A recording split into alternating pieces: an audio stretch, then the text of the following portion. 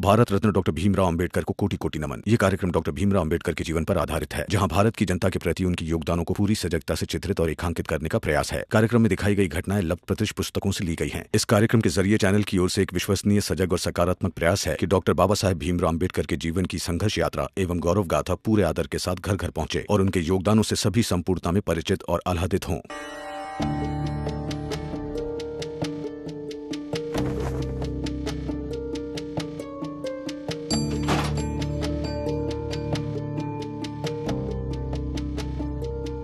रुकिए।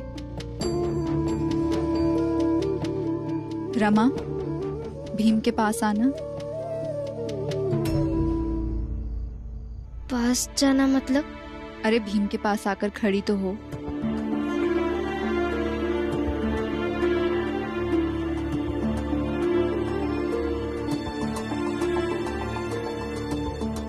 मुझे तुम दोनों से कुछ कहना है।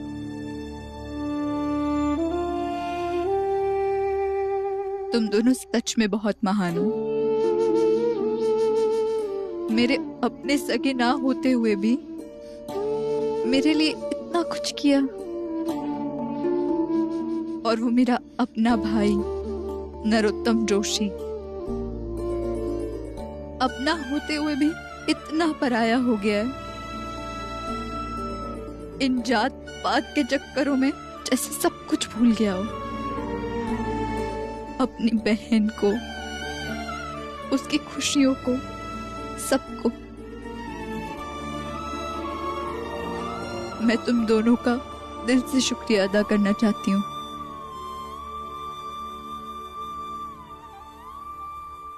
जल में बसे कमोदनी, चंदा बसे आकाश, जो है जाकी भावना, सोता ही के पास।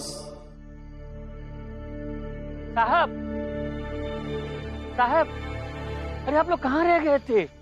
मैं वहाँ कब से इंतजार कर रहा था। आपको देरी हुई तो सोचा मैं ही ढूंढ लूं। भीम, रमा और निर्मला निपटे कि नहीं निपटे? जल्दी बताइए ताकि सुकून मिल जाए कि अपनी बिरादरी की मर्यादा को तोड़ने वालों को सजा अच्छे से मिल गई। बताइए ना साहब, बताइए।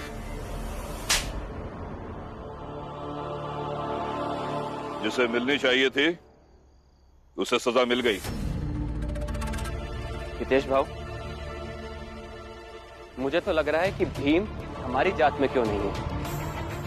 कम से कम जब हमारी जात के लोग कोई अनैतिक फैसला लेते तो भीम उसका विरोध कर पाता। कल जब अपनी जात में निर्मला का मुद्दा उठाएं तो भीम उसके पक्ष में रह पाता, लेकिन नहीं। भीम आपकी जात और आपके मोहल्ले का हिस्सा है, लेकिन आपको तो उसकी कदर ही नहीं है। पता नहीं ये आपकी नासमझी है या फिर बेवकूफी। चलिए आइए बाबा।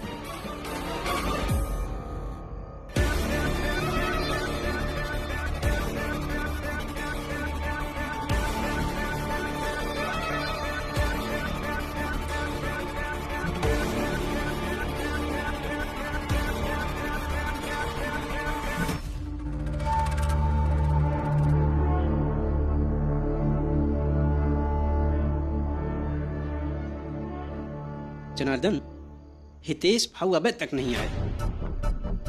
अरे वो आ जाएं तो पता तो चले कि भवा का। हाँ, भीम और रमा के बारे में सुने बिना हमें नींद भी तो नहीं आएगी।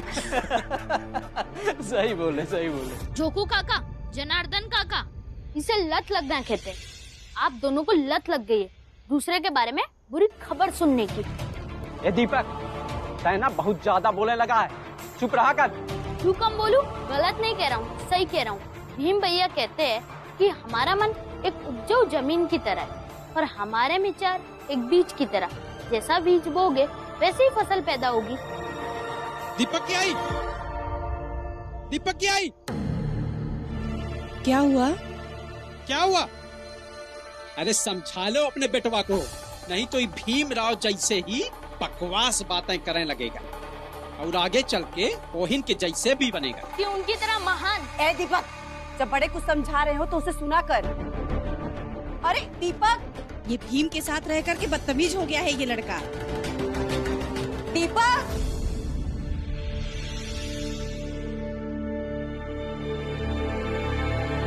पापा पापा बेटा तुमने बहुत देर कर दी। वो बाबा काम ढूंढ कर आ रही थी तो वहाँ रास्ते में बारिश होने लगी, इसलिए वही रुकना पड़ गया। अरे बाबा वो सब छोड़िए, एक खुशखबरी है। क्या? वो मैं रास्ते में जब आ रही थी ना तो मैंने देखा कि अभय जी के बाबा ने हितेश काका को थप्पड़ मारा। थप्पड़ मारा? हाँ, वो दरअसल। जल्दी बताइए कि अपनी बिरादरी की मर्यादा को तोड़ने वाले को सजा अच्छे से मिल गई। जिसे मिलनी चाहिए थी उसे सजा मिल गई।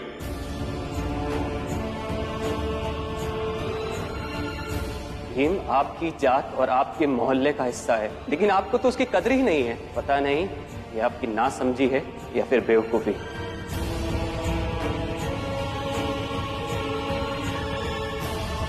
मतलब भीम फिर से कामयाब हो गया।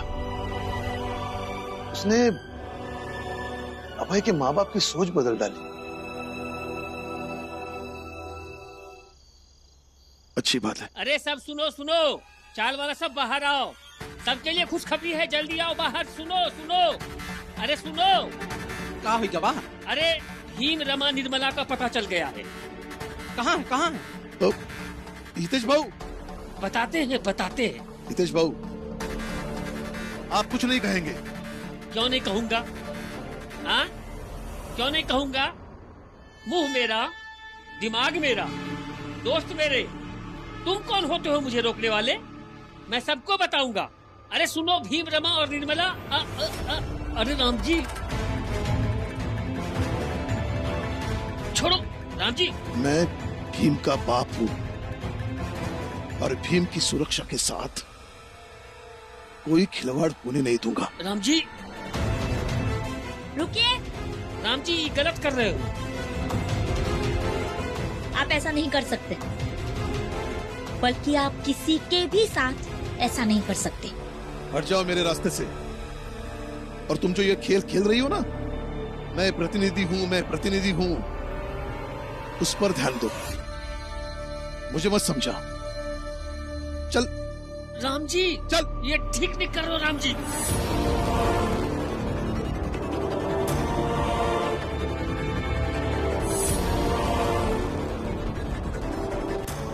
राम जी, अरे क्या कर रहे हो राम जी? अरे पागल हो गए हो क्या? अरे राम जी, पागल हो गए क्या? हितेश, चाहता तो मैं वही सबके सामने तुम्हें मारता, लेकिन मैंने ऐसा किया नहीं। मैंने तुम्हें एक बार समझाया था, मगर तुम समझे नहीं। मैं जानता हूं, तुम्हें पता है भीम और रमा कहां है। और हाँ, मैं तुम्हें यहां लेकर आया हूं। ये बात किसी को पता नहीं चलनी चाहिए। अगर ये बात चाल वालों को मालूम हुई, मैं तुम्हें चाल वालों के सामने मारूंगा। और ये मेरी बात ध्यान में रखना।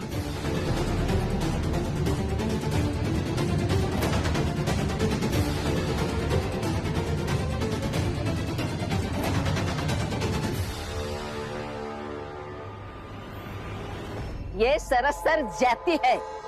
ऐसे किसी को बेइज्जत करके खींच के ले जाना, समझ रहे ना आप? भाभी, इस काल की प्रतिनिधि होने के नाते मैं ये जोर जोर से कहूंगी कि ये गलत है। हाँ हाँ गलत है, बिल्कुल गलत है। हाँ हाँ बिल्कुल गलत है। हाँ हाँ ये गलत है। अरे वाह आई, आप कब से सही गलत की बातें करने लगी? लक्ष्मी अपनी सास से ऐसी बात नहीं करेगी। ठीक है, तो कुछ और बात करती हूँ। आप सबको एक खुशखबरी देती हूँ। भीम भाऊ ने अभय जी की आई बाबा की सोच बदल दी।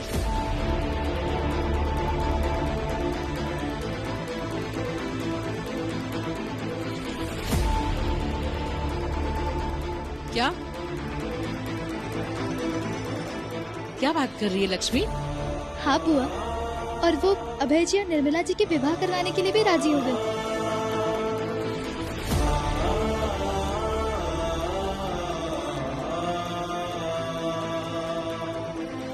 ये तो मुझे पहले से ही पता था कि भीम और रमा जो ठान लेते हैं वो करके ही रहते हैं।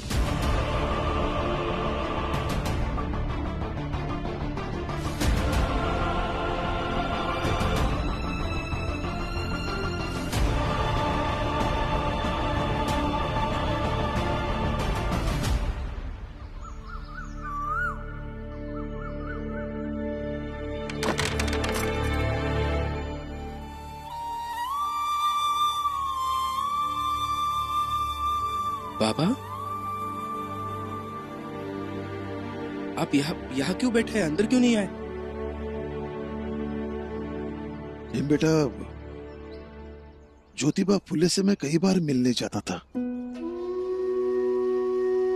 अगर वो मुझे काम करते दिख जाते तो मैं वही बाहर उनका इंतजार करता था। उसी तरह आज भी मैं जब यहाँ आया तो पता नहीं क्यों तुम्हें आवाज देने के बजाय यहाँ इंतजार करना मुझे सही लगा। कैसी बातें कर रहे हैं बाबा? मैं ज्योतिबा फुले जी थोड़ी हूँ। मैं तो आपका पुत्र हूँ, और पुत्र के लिए पिता इस तरह इंतजार करे ये सही नहीं है।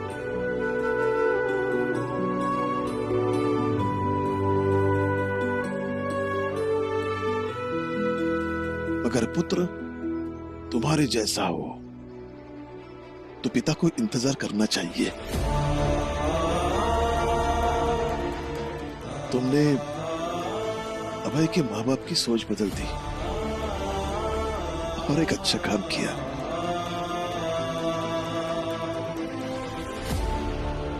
मुझे तुम पर गर्व है बेटा, गर्व है। बाबा, बाबा,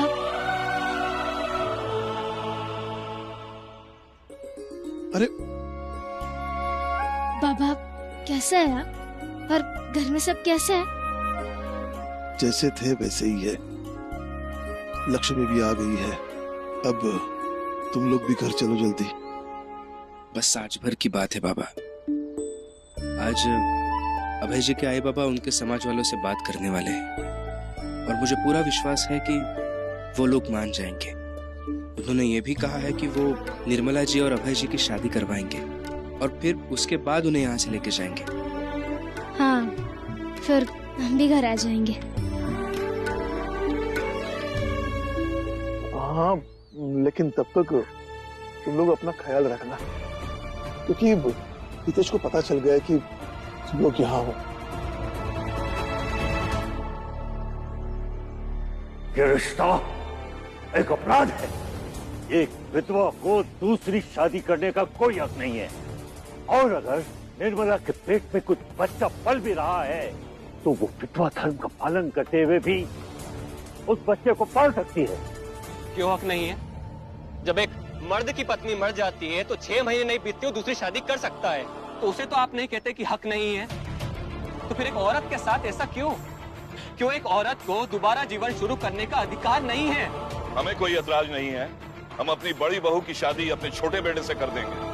हम आपसे इसलिए बात कर रहे हैं क्योंकि आप हमारे मुखिया हैं, और हमें पूरी उम्मीद है कि आप हमारा साथ देंगे हमारे बिखरे हुए घर को एक बार फिर से समेटने में। समेटेंगे? अरे कैसे समेटेंगे? पहले आप अपने इस बेवकूफ छोटे बेटे को समेटिए, जिससे ये समझ नहीं है कि जब ईश्वर ने एक मर्द और औरत को एक सा नहीं बनाया तो एक मर्द और औरत के लिए एक से कानून कैसे हो सकते हैं। और ये समझ लीजिए कि समाज आपकी उस विधवा बहू को दोबारा शादी करने की अनुमति नहीं देगा।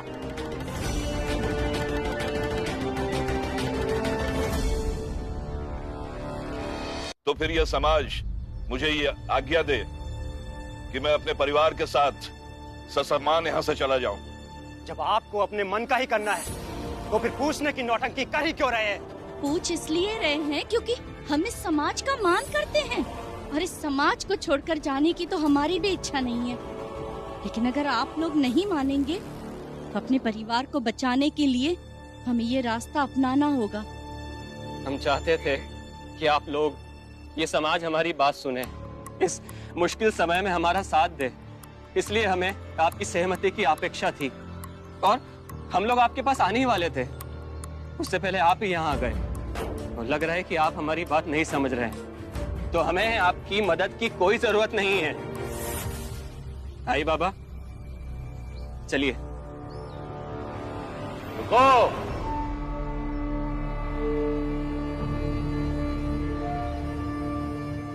ऐसे कैसे कैसे जा सकते हो तुम पूरे समाज को पीठ दिखाकर? हाँ, देखिए, आप बात को बढ़ाइए मत। बात बढ़ गई है अब है, और हमारे समाज में ऐसे सामाजिक अपराध की सजा मिलती है और कायदे से इनको सजा मिलनी ही चाहिए। ऐसी सजा कि आइंदा कभी कोई भी हमारे समाज में ऐसा सामाजिक अपराध करने की सोचे भी ना, और एक आदर्श स्थिति स्थापित की जा सके। जैसे मैं एक बाप होकर अपनी बेटी निर्मला को दोषी मानता हूँ, वैसे ही ये अभय भी दोषी है, और जो लोग भी इसका साथ दे रहे हैं इसको कर्म में, वो सब दोषी हैं। देखिए, हम कोई दोषी नहीं है और आप लोग हमें दोषी बनाइए मत। मुखिया जी, इन्हें ऐसे कैसे जाने दे सकते हैं? इन्हें सजा मिलनी चाहिए। आप इनकी बात मत सुनिए। ये आप मत सुनाइए। इस बात का फैसला आज होगा और अभी होगा। अगर आप लोगों को सजा से इतना ही डर लग रहा है तो एक काम करिए, पूरे समाज से माफी मांगिए और निर्मला को लाकर इन लोगों के हवाले कर दीजिए। देखिए, ये तो होगा नहीं। तो फिर सजा मिलेगी। हाँ हाँ, सही बात है। ऐसे कैसे चले जाएंगे ये लोग?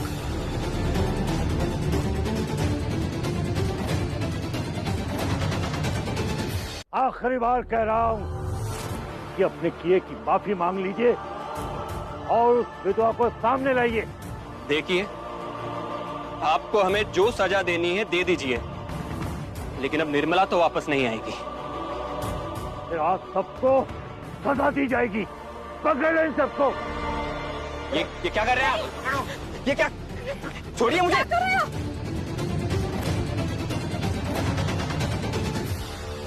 पापा जी और उनके आए बाबा एक बार उनके समाज में बात करके आ जाए, सारी समस्या खत्म हो जाएगी। अब भी समय है। तू, तेरी आई, तेरा बाबा समाज से माफी मांग लो तो सब तुम्हें छोड़ देंगे। जब हमने कोई गलती ही नहीं करी है तो माफी किस बात की? ले चलो इन्हें मार मार के और पेट से बांध दो। नहीं, छोड़िए। क्या कर रहे हैं? छोड़ दीजिए। बहुत देर हो गई, अभी तक अभय जी और उनके आई बाबा आए नहीं। बेटा, मुझे डर लग रहा है कहीं उनके समाज में अभय और उनके माँ बाप का आग्रह भारी में पड़ गया।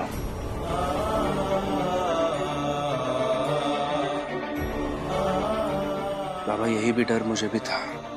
फिर मैंने सोचा कि समाज वालों को बाद में पता चलेगा ही, इससे अच्छा सबसे पहले उन्हें पता चले। और अभय जी के आई बाबा अगर आग्रह करेंगे तो शायद समाज वालों को थोड़ी दया आ जाएगी, उनका नजरिया बदल जाएगा। भीमराव, भीमराव! वकील साहब,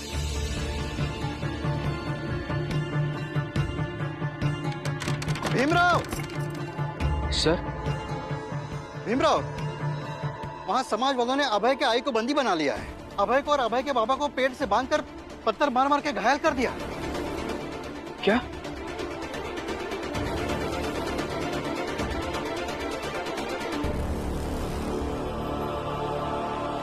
छोड़िए मुझे, जाने दीजिए। छोड़िए, आप ये गलत कर रहे हैं। आप छोड़िए। अभय! जब तक दोनों पूरे समाज से माफी नहीं मांगोगे, ऐसे ही बंधे रहोगे और तब तक अभय की आई हमारे समाज की औरतों के कब्जे में रहेगी। आई नहीं। अब यह मुद्दा व्यक्तिगत नहीं रहा। नरोत्तम जोशी ने इसे अपने फायदे की जमीन बना ली है। वो सोच रहा है यही मौका है समाज के बीच अपने साथ बढ़ाने का। जब वो सामाजिक मूल्यों के लिए अपनी बहन की खुशियों की कुर्बानी देगा तो लोग उसे समाज का ठेकेदार अधिक मानेंगे और फायदा हमेशा ठेकेदारों का ही होता है।